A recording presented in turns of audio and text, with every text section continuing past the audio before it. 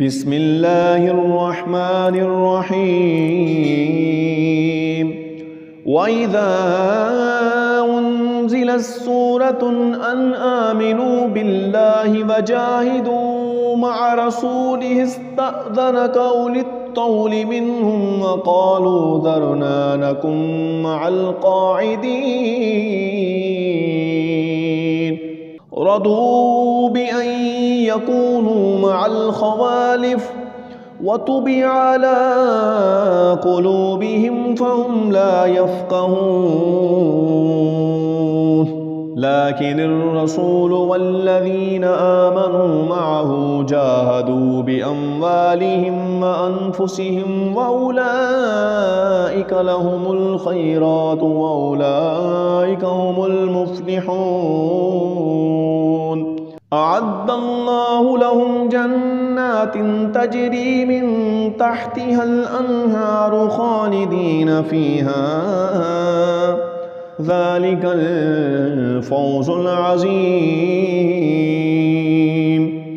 وجاء المعذرون من الأعراب ليؤذن لهم وقعد الذين كذبوا الله ورسوله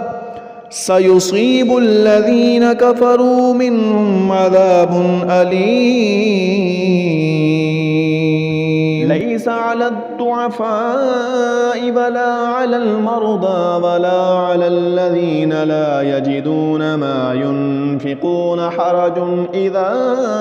نصحوا لله ورسوله ما على المحسنين من سبيل والله غفور رحيم ولا على الذين إذا ما أتوك لتحملهم قلت لا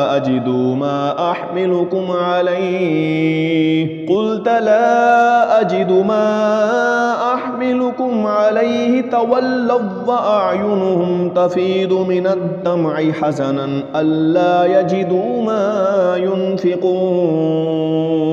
إنما السبيل على الذين يستأذنونك وهم أغنياء